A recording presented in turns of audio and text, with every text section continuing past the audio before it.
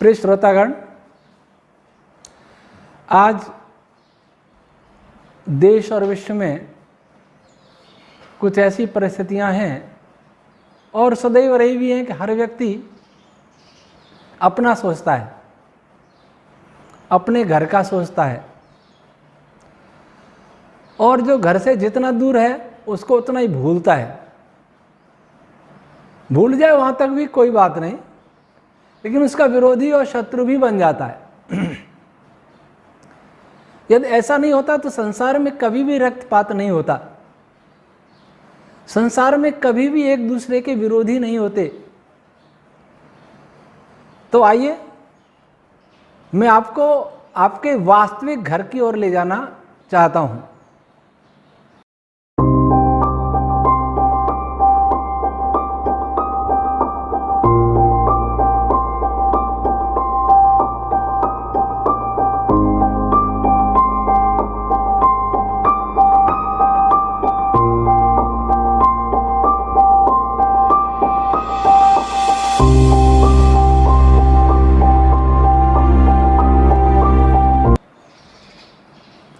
ओम भूर्भुवः स्वः तत्सवितुर्वरेण्यं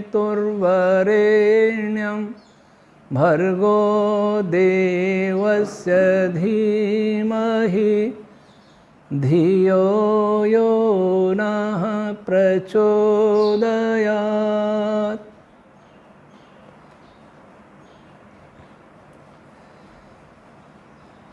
पहले हम ये विचार करें कि हमारा घर क्या है, हमारा परिवार क्या होता है। वैसे आज के समय में परिवार भी टूट रहे हैं, व्यक्ति आत्म केंद्रित हो गया है। इसलिए पति पत्नी का कलह, भाई बहन का कलह, पिता पुत्र, माता पुत्र, माता पुत्री, पिता पुत्री, ये सारे संबंध जैसे तार तार हो गए। तो पहले हम ये भी विचारें कि हमारा स्वार्थ है किसमें, जिससे मुझे लाभ हो उसको मैं स्वार्थ कहता हूं। अर्थात हर व्यक्ति ऐसा ही करता है जिससे उसको स्वयं को लाभ हो, दूसरे को नहीं हो, उसका प्रयोजन सिद्ध हो जाए। अच्छा, मैं आपसे पूछता हूं, एक परिवार में माता पिता और एक पुत्र पुत्री हैं, एक दादा दादी हैं, 6 सदस्य हैं। उनमें से एक व्यक्ति चाहे कि उसका स्वार्थ सिद्ध हो और दूसरों का नहीं हो, दूसरों का अहित करके भी उसका स्वार्थ सिद्ध हो, इसलिए वे दूसरों को रोगी बना के भी स्वयं स्वस्थ रहना चाहे, दूसरों को मार करके स्वयं लंबी आयु जीना चाहे, दूसरों को भूखा रख के भी स्वयं सुस्वादु भोजन करना चाहे, दूसरों के पुराने कपड़े उतार कर भी अपने बढ़िया कपड़े स्वयं पहनना चाहे, तो उसके परिवार के सभी जन दुखी हों, रोगी हों, भूखे हों, नंगे हों और वो नहीं हो, तो आप ईमानदारी से सोचिए कि आप सुखी रह पाएंगे? आपका बेटा तड़प रहा हो या आपका पिता तड़प रहा हो अथवा माता छटपटा रही हो, दादा दादी रोग बीमार हो, तो क्या आप सुखी रह पाएंगे? ये हमारी भ्रांति है कि मैं अकेला ही सबका उपभोग कर लूं और इस भ्रांति के कारण सारी दुनिया में हाहाकार मचा। सुनते हैं चीन ने स्वयं सुखी रहने के लिए, विश्व का सम्राट बनने के लिए ये आग लगा दी। क्या गलत है क्या सही है ये तो ईश्वर जाने, लेकिन यहां भाव यह है कि मैं ही सुखी रहूं, इस पर हम धीरे धीरे विचार करें। जब परिवार क्या होता है, अपने से आगे चलेंगे तो माता पिता, भाई बहन, पति पत्नी, दादा दादी, ये परिवार हो गया। इनको हम क्यों परिवार कहते हैं? इनको हम क्यों मानते हैं कि ये हमारे निकट हैं? क्यों मानते हैं? इसलिए मानते हैं कि एक पिता से उत्पन्न है, एक दादा दादी से उत्पन्न है, हमारा डीएनए समान है, ये सोचकर के हम मान लेते हैं ये मेरा परिवार है, कुटुंब है। अच्छा, फिर थोड़ा सा आगे चले, पहले मैं ये पूछता हूं, क्या आप अपनी संख्या को बढ़ाना चाहते हैं कि वह घटाना चाहते हैं?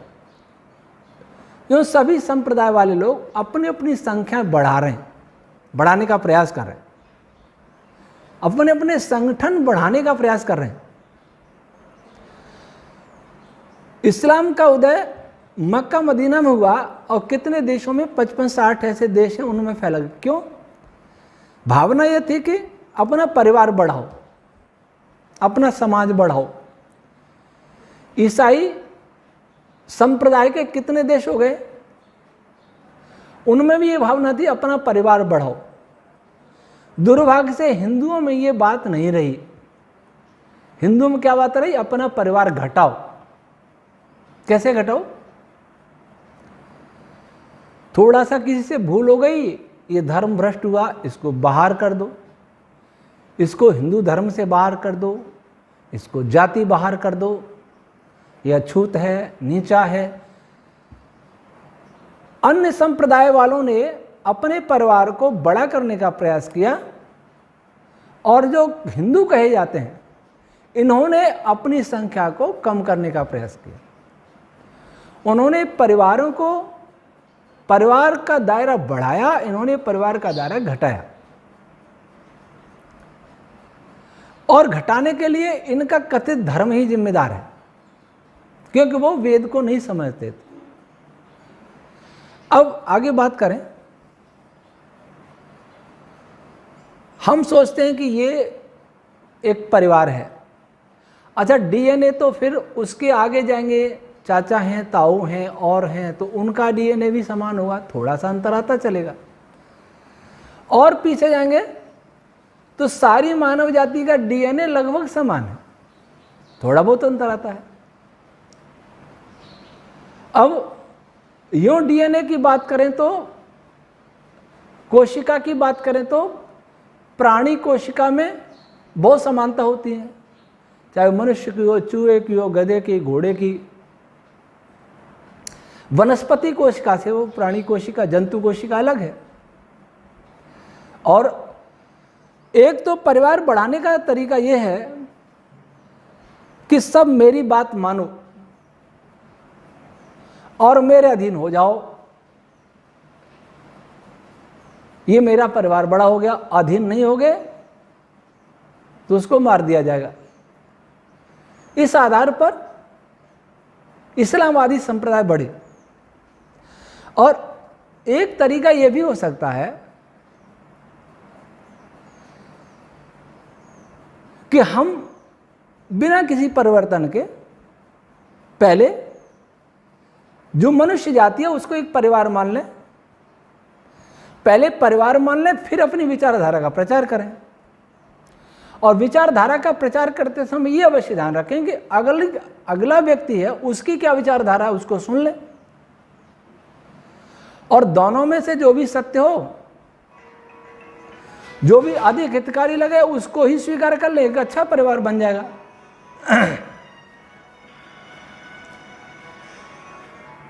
परिवार मान लेंगे बिना मान्यताओं के बदले,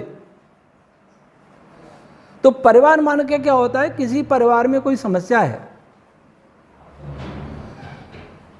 तो आपस में मतभेद हैं,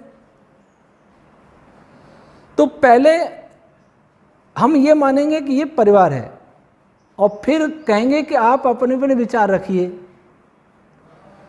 अंत में समझौता हो जाएगा, एक निष्कर्ष पर पहुंच जाएंगे। लेकिन पहले ये भावना है कि ये मेरा नहीं है,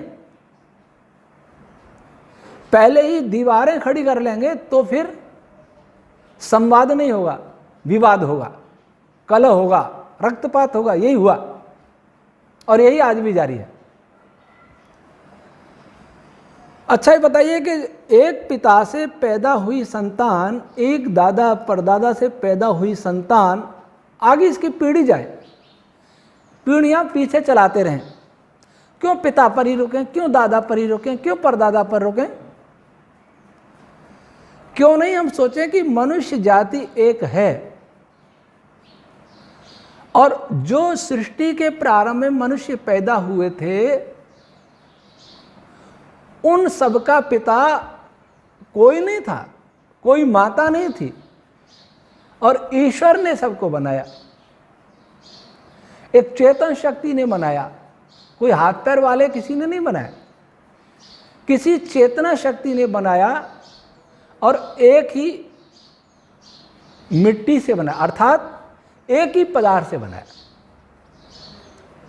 हमारे सबके शरीर एक प्रकार के मॉलिक्यूल से बने हुए, समान प्रकार के मॉलिक्यूल से बने हुए। हमारे सबके शरीर समान प्रकार की कोशिकाओं से बने हुए, हमारे सबके शरीर समान ऊतकों से बने हुए, मांस हड्डी रक्त आदि से बने हुए, और बनाने वाला भी एक ईश्वर। कोई भी संप्रदाय ये नहीं कह सकता कि वो जिसको ईश्वर मानता है, खुदा गॉड कुछ भी मानता है, उसने केवल उसी संप्रदाय के लोगों को बनाया है। जब ऐसा नहीं मानता और न ऐसा मान सकता, तब क्यों नहीं वो अपना बड़ा परिवार समझे? अगर उसके पास अच्छी विचारधारा है तो सबको दे, जो ले, जो नहीं ले कोई बात नहीं, और दूसरे के पास अच्छा है तो उसकी भी सुने। तो हम क्यों नहीं अपना परिवार बढ़ाते? हमने परिवारों को बनाया, हमने समाजों को बनाया, हमने भाषा क्षेत्रों को बनाया, हमने देशों को बनाया। ये दीवारें किसने खड़ी की? ईश्वर ने तो मनुष्य बनाया था, ईश्वर ने मनुष्य बनाया था, ना हिंदू बनाया था, ना मुसलमान बनाया था, ना ईसाई बनाया था, ना और कोई बनाया था। जाति उसको कहते हैं जिनका प्रसव समान रीति से हो, जिनकी आकृति एक जैसी हो, जो आकृति देख के पहचाना जा सके, वह जाति कहलाती है। गाय की जाति, घोड़े की जाति, गधे की जाति, ये जाति है। सांप है, छिपकली है, वैसे मनुष्य जाति। अब कुछ लोग क्या कहते हैं कि जातियों में नस्लें होती हैं, तो नस्ल भी देख के ही पहचानी जाती है। वो पूछना नहीं पड़ता कि गाय तू गिर गाय है कि साहीवाल है, कांकरेज है, कौन सी गाय है, ये पूछना नहीं पड़ता। जर्सी है, हॉलिस्टन है, ये नहीं पूछना पड़ता। जो आकृति देख के पहचानी जा सके, समान आकृति वाला है, वो एक जाति है।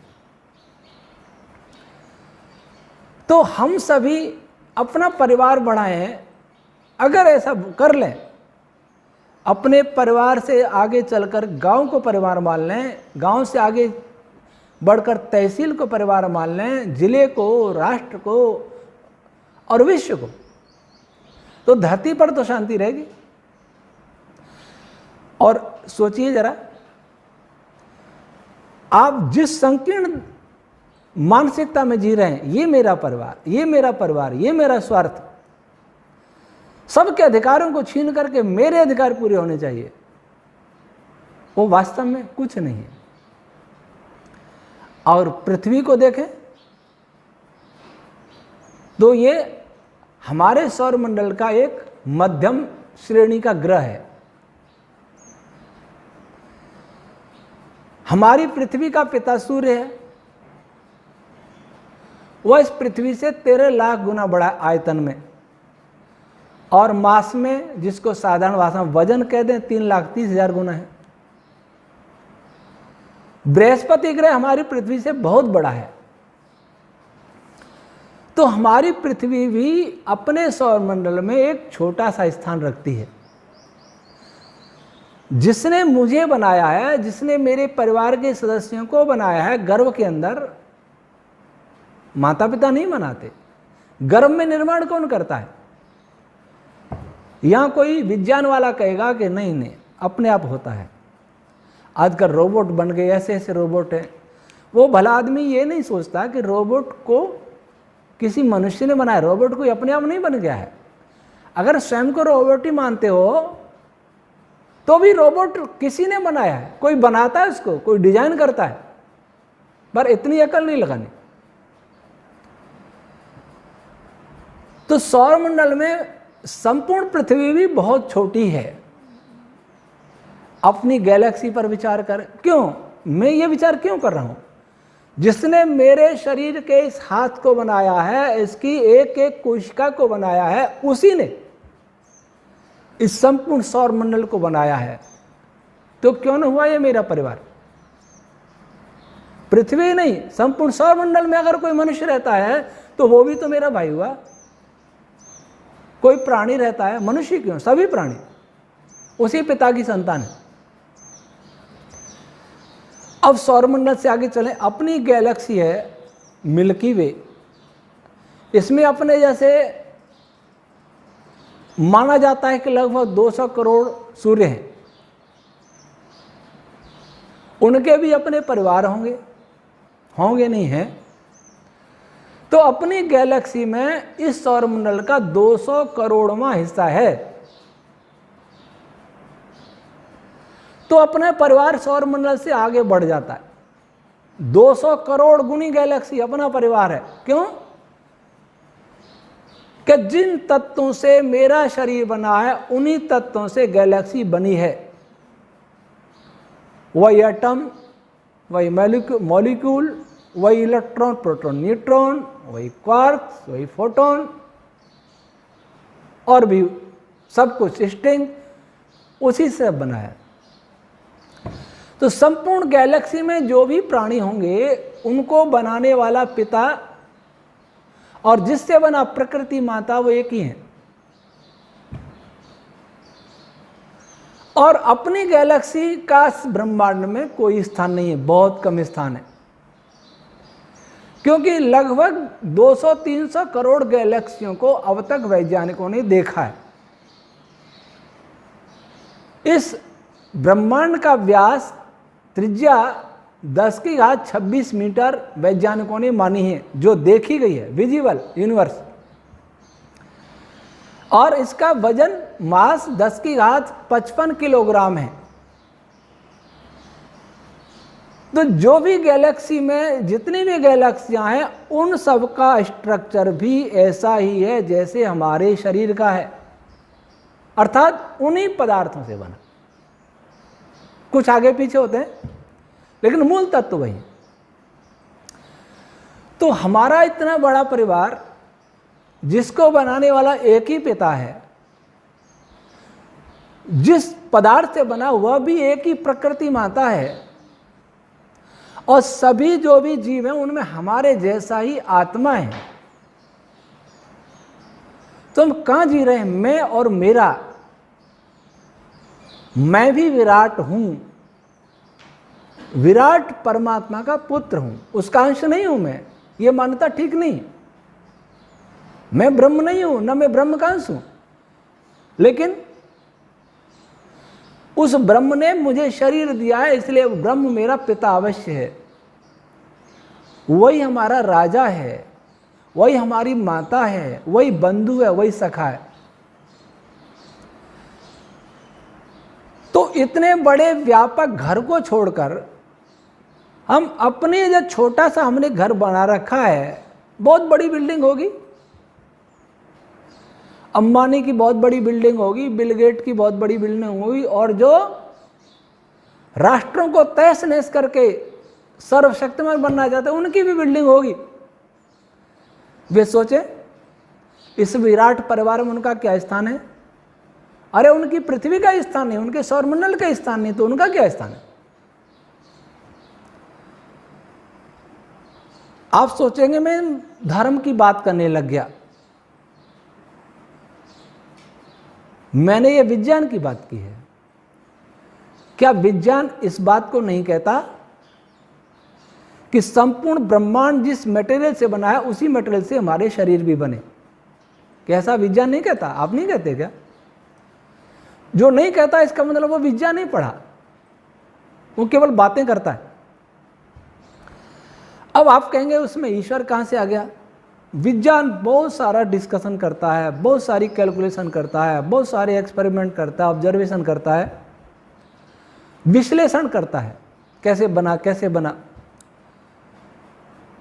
एक महत्वपूर्ण बात को भूल जाता है वो, यही उसका दोष है। इसी के कारण समस्याएं पैदा हो रही हैं। वो बात क्या है? वो बात यह है कि एक हलवाई मिठाई बना रहा है, मान लीजिए हलवा बना रहा है।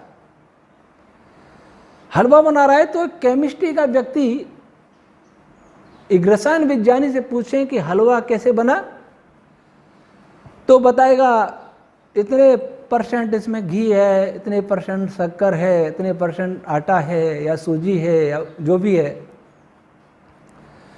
फिर उसमें ये केमिकल रिएक्शन हुई।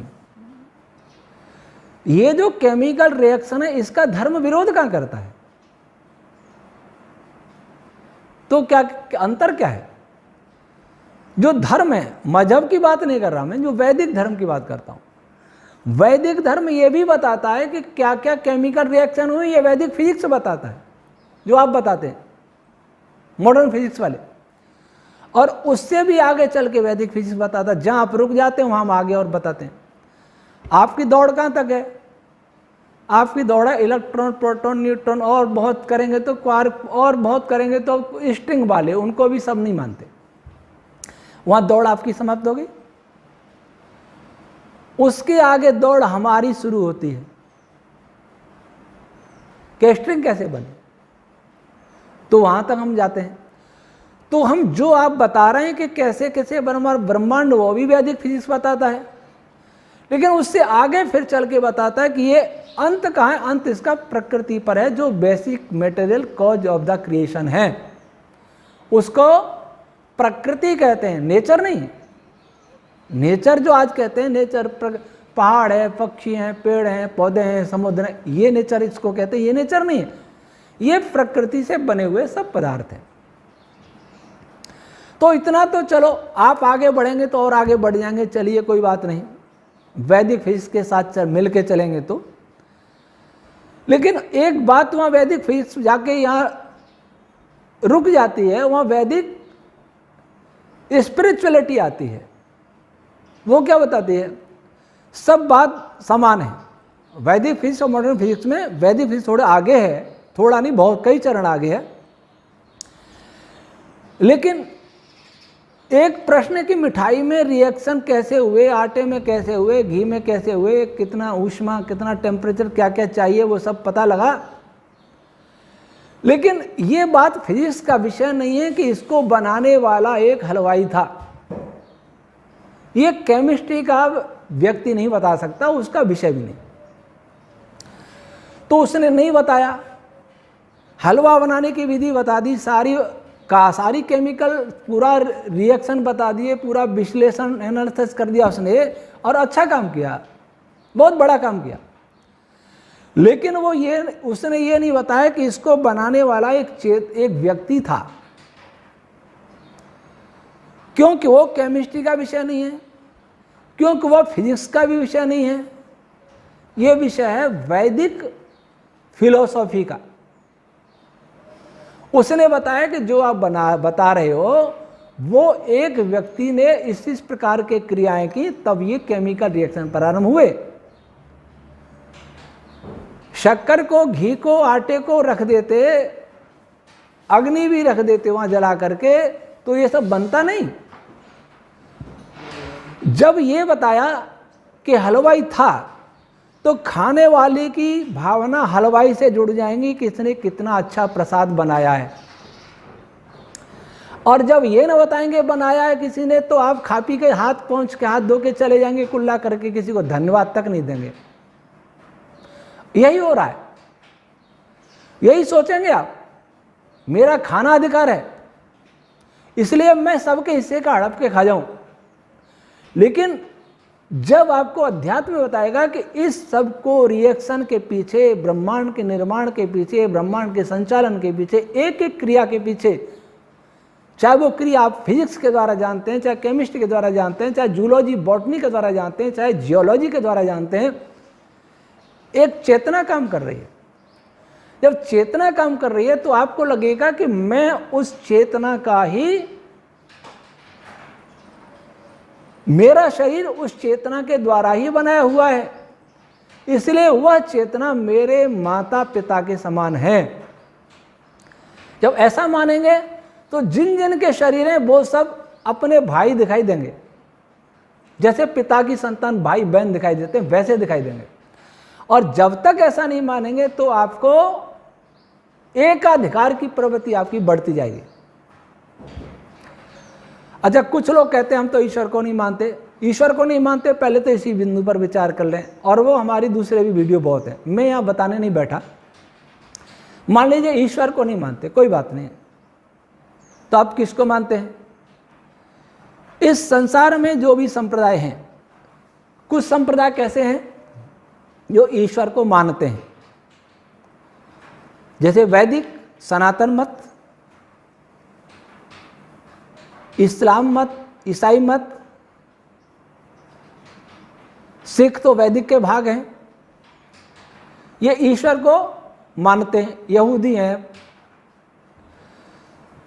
ईश्वर को मानते हैं तो उनको तो ये मानना ही पड़ेगा कि संपूर्ण ब्रह्मांड हमारा परिवार है, और वे ये भी मानते हैं कि ईश्वर सबके कर्मों का फल देता है। कुरान बाइबल पढ़ें या किसी भी ग्रंथ को पढ़ें, वेद आदि शास्त्र सभी ये कहते हैं। अंतर क्या है? कुछ लोग, वे लोग पुनर्जन्म नहीं मानते, वैदिक मत पुनर्जन्म मानता है। वैसे कुरान को ध्यान से पढ़ेंगे तो उन्हें पुनर्जन्म ही मानना पड़ेगा। मान लीजिए नहीं माने, पर इतना तो मानते कयामत के दिन न्याय होता है। तो जो ये मानते हैं कि कभी न कभी न्याय होगा, वे गलत काम कैसे कर सकते हैं? वे अपने स्वार्थ तक सीमित कैसे रह सकते हैं, जबकि वास्तविकता यह है कि वे संपूर्ण ब्रह्मांड के परिवार का एक छोटा सा सदस्य हैं। इतना अवश्य है कि वे ये मानते हैं कि कुछ माफ़ी मांगने से, तौबा करने से, प्रार्थना करने से, गंगा नहाने से, कोई जप तप करने से पाप दूर हो जाते हैं। हिंदुओं में भी ऐसी भ्रांति है, और इस्लाम, ईसाई और औरों में भी ऐसी भ्रांतियां हैं। आर्य समाज इस भ्रांति से दूर है।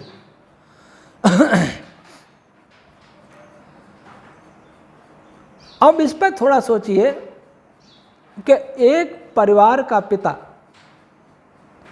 बच्चों की गलती को क्षमा ही करता जाए,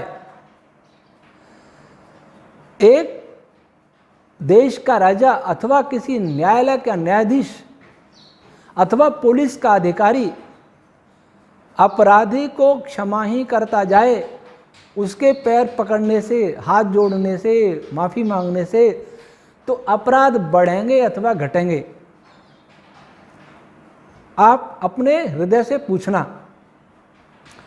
अगर अपराध बढ़ेंगे तो क्या ईश्वर या जिसको भी आप मानते हैं वो अपराध बढ़ाना चाहता है? अगर नहीं बढ़ाना चाहता है तो क्षमा कभी नहीं करेगा।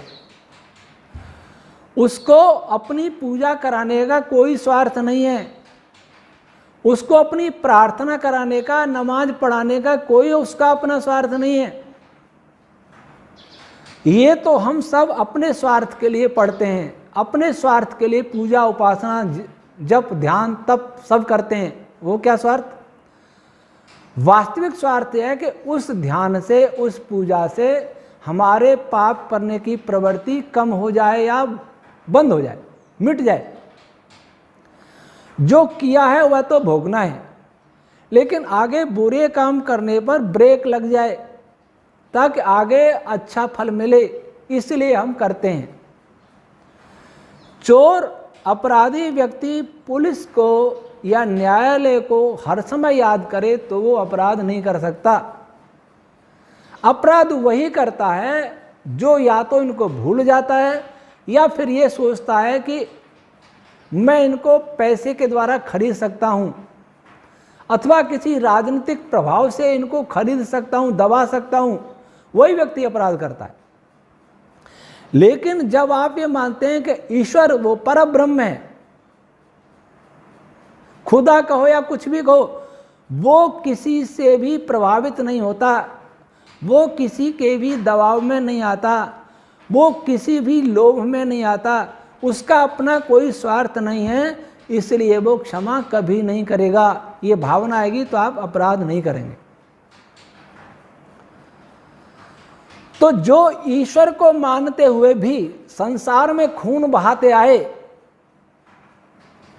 संसार में मनुष्यता को कुचलते आए, वे निश्चित ही घोर अपराधी हैं, क्योंकि उन्होंने ईश्वर को समझा नहीं।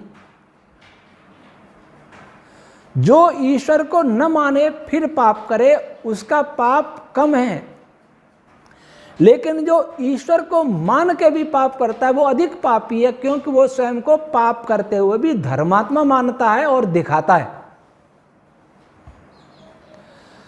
तो जो किसी भी सत्ता को स्वीकार करते हैं जिसने संसार को बनाया है, उनका सबसे बड़ा दायित्व है कि वो संसार को, ब्रह्मांड को अपना परिवार समझें।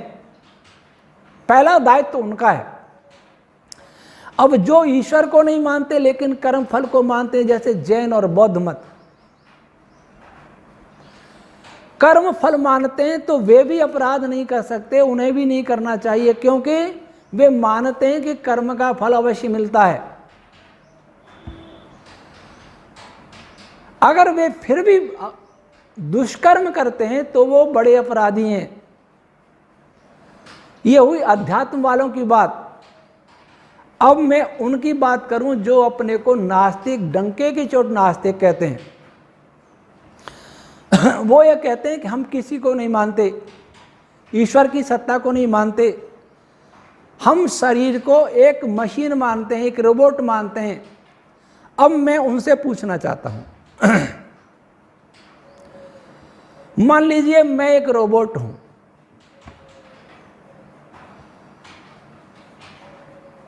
तो मुझे रोबोट को किसी बात का लोभ करने की क्या जरूरत है? रोबोट को किसी दूसरे रोबोट को मारने की क्या जरूरत है? अच्छा, मैं पूछता हूं कि रोबोट कभी मरेगा कि नहीं मरेगा? मशीन कभी खराब होगी कि नहीं होगी? अगर आपने इस अहंकार में नरसंहार किए, लोगों को पीड़ाएं दी कि आपके पास बहुत समझ, ये सोचता है कि मैं सारे संसार में मेरी प्रभुसत्ता स्थापित हो जाए, तो उस देश का जो राष्ट्रपति है, मैं उससे पूछूं वो आस्तिक है तो वह नास्तिक है, ईश्वर को मानता है, तब उसको ऐसा सोचने का भी अधिकार नहीं कि किसी के अधिकारों का, संपत्ति का हरण करके वो सब पर प्रभुता जमा सके, उसको ये अधिकार नहीं। लेकिन वो ईश्वर को नहीं मानता है, जीवात्मा को भी नहीं मानता है, नास्तिक है, कम्युनिस्ट है, तो वो ये बताए कि वह एक रोबोट है, उसके सभी देशवासी जितने हैं वो सब रोबोट हैं, मशीन है, चेतना विहीन है, ईश्वर की सत्ता नहीं है, कर्म फल व्यवस्था में मान्यता नहीं है, और वो ये तो जानता है कि उन सब के रोबोट कभी न कभी नष्ट हो जाएंगे। अच्छा, नष्ट होने के बाद मैं मान लीजिए किसी देश का राजा हूं और मैं मानता हूं मेरा राष्ट्र सब पर हावी रहे, और मैं नास्तिक हूं, मैं किसी चेतना को स्वीकार नहीं करता, आत्मा व परमात्मा, लेकिन इतना तो मानता हूं कि मैं मरूंगा, तो मरने के बाद मेरा इस देश से क्या संबंध रहेगा? क्या वो रोबोट सोच रहा है जो अपने को रोबोट मानता है?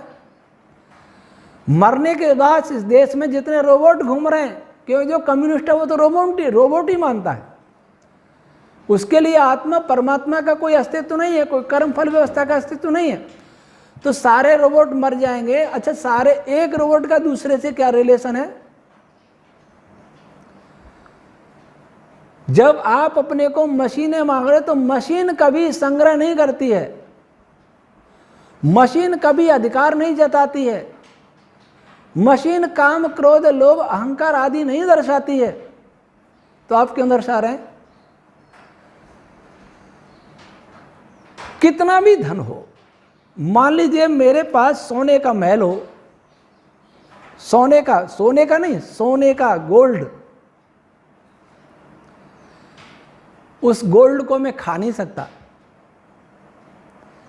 अगर मुझे गोल्ड में रख दिया जाए, मुझे कोई ऐसा, वैसे वरदान आदि की बात मैं नहीं मानता हूं, पर एक आपको समझाने के लिए कह दूं कि मुझे कोई ऐसा वरदान देते जिसको मैं छूऊं वो सोना बन जाए। रोटी खाने बैठूं तो सोना बन गया, पानी पीने बैठूं तो वो भी सोना बन गया। बताओ ये सोना क्या काम आएगा? भूख से मरते हुए व्यक्ति को सोना नहीं, गेहूं चाहिए, चावल चाहिए, फल चाहिए, दूध चाहिए, घी चाहिए। और ठंड से पीड़ित व्यक्ति को कंबल रजाई चाहिए। सोने की परतों में ठंड से नहीं बच पाएगा, सोने की परतों में गर्मी से भी नहीं बच पाएगा और मरेगा, गर्मी से भी मरेगा, ठंड से भी मरेगा। सोना बहुत सुचालक होता है। तो वो क्या काम आया? देखूंगा मेरे पास इतना सोना है। ऐसे देखने वाले दुनिया के बड़े बड़े सम्राट चले गए। आज उनकी कब्रों में उनकी हड्डियां भी नहीं मिलेंगी, और कुछ की चिताएं जली, उनकी भस्म भी नहीं है।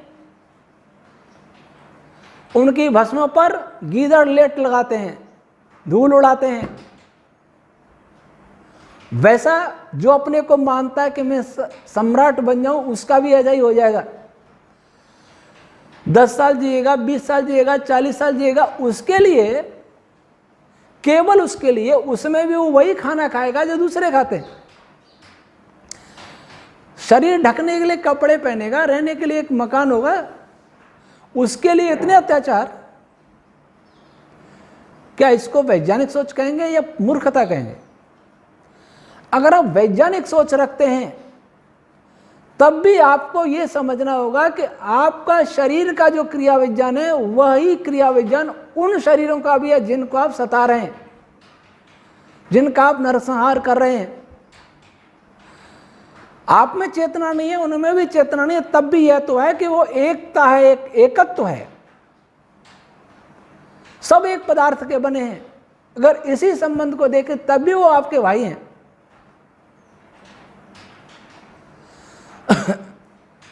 एक व्यक्ति भोजन करता है, कितना खाएगा? आधा किलो खा लेगा, कोई बहुत ज्यादा किलो खा लेगा, इससे ज्यादा नहीं खा पाएगा। उसके लिए किन्हीं गरीबों का शोषण करना, किसी का खून पीना, किसी के गर्दनें काटना, कपड़े भी एक साथ बहुत नहीं पहने जा सकते। एक साथ एक ही जोड़ी पहनेगा, भले 50-100 जोड़ी रख ले अपने पास। एक बार सुना था एक नेता के यहाँ कितने सैकड़ों हजारों साड़ियां मिली थी, नाम नहीं लूंगा मैं। इससे कभी तृप्ति नहीं होती। अच्छा, मैं पूछता हूं, जो आपको तृप्ति नहीं हो रही है, अपने देश के भौतिक उत्कर्ष से तृप्ति नहीं हो रही है, इसलिए दूसरे देशों को नष्ट करना चाहते हो। अपने धन से तृप्ति नहीं हो रही, इसलिए दूसरे के धन को हरण करना चाहते हो। अपने ऐश्वर्य से तृप्ति नहीं हो रही है, इसलिए सबको गरीब कंगाल बनाना चाहते हो। क्या रोबोट को कभी ऐसा होता है कि उसको तृप्ति रोग लग गया हो, कि उसको तृप्ति न हो? यही सिद्ध कर रहा है, आप रोबोट नहीं हो, आप मशीन नहीं हो, आप चेतना हो। कोई कंप्यूटर, कोई, मैं नहीं जानता है टेक्नोलॉजी, पर कोई भी यंत्र क्या लोभ करता है?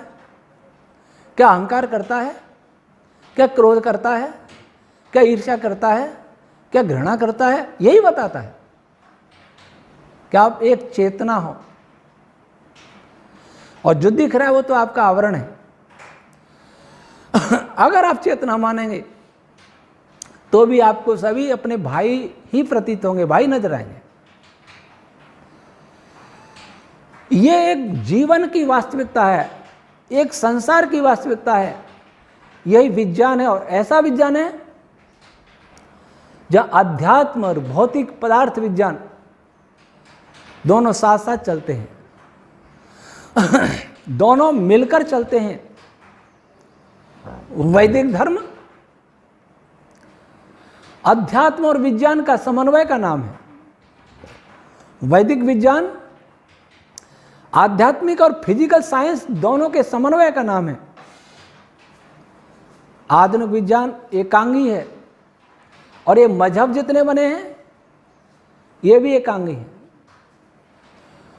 कोई अपने गुरु के कुएं का मंडूक बना है, कोई अपने भाषा का कूप मंडूक बना है, कोई अपनी कथित झूठी जातियों का कूप मंडूक बना है, कोई अपने देश की सीमाओं का कूप मंडूक बना है। ऐसा तो स्वर्ग नहीं हो सकता कि देश की सीमाएं टूट जाएं, घरों की दीवारें टूट जाएं, ऐसा तो नहीं हो सकता, कभी सृष्टि का आदि में था। लेकिन ऐसा तो हो सकता है कि हम भी जिए और दूसरों को भी जीने दें।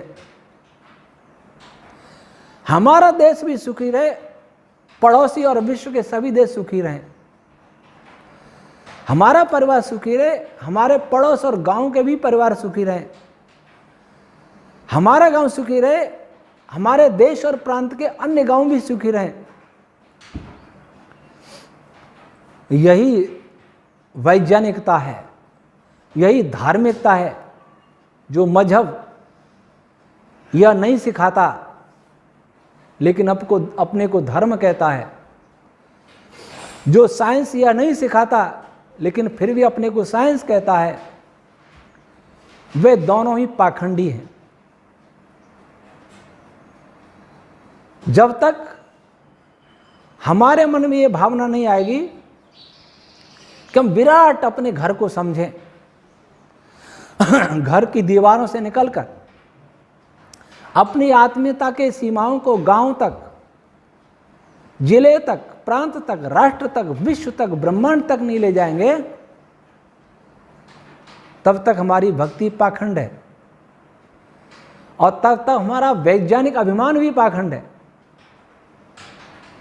और पाखंड एक बहुत बड़ा पाप होता है, अभिशाप होता है। इस प्रकार हमने चर्चा की। आप ईश्वर माने, ये बात बता दूं कि आपके मानने न मानने से ईश्वर के अस्तित्व पर कोई प्रभाव पड़ने वाला नहीं।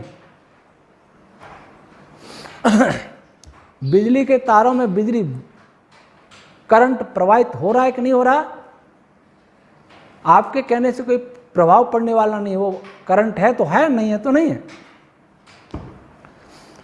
मैंने यहां दोनों के लिए रास्ता बताने का प्रयास किया कि जो ईश्वर को मानते हैं उनके लिए तो संपूर्ण ब्रह्मांड परिवार है ही, लेकिन जो ईश्वर को नहीं भी मानते हैं उनके लिए भी संपूर्ण ब्रह्मांड एक ही परिवार है। उस एक परिवार में कैसा भयंकर काम हो रहा है, कैसी महामारी फैलाई है, कैसा आतंकवादी घटनाएं हो रही हैं, होती रही हैं। ये न केवल मूर्खता है बल्कि घोर अमानवीयता, घोर अपराध है। आए हम मात्र मनुष्य बनकर, मननशील प्राणी बनकर अपने बड़े घर चलें। वह घर जो परमात्मा ने बसाया है, वह घर जो प्रकृति रूपी मटेरियल से बना है। ऐसा विचार यदि आज हम सब मनुष्यों को हो जाए तो संसार में न कोई रोग रहेगा, न हिंसा होगी, न ईर्ष्या द्वेष वैर विरोध होगा। आए हम पवित्र बुद्धि की साधना करें, पवित्र बुद्धि को प्राप्त करें और मरती उजड़ती इस मानवता को बचाएं। ओम शम।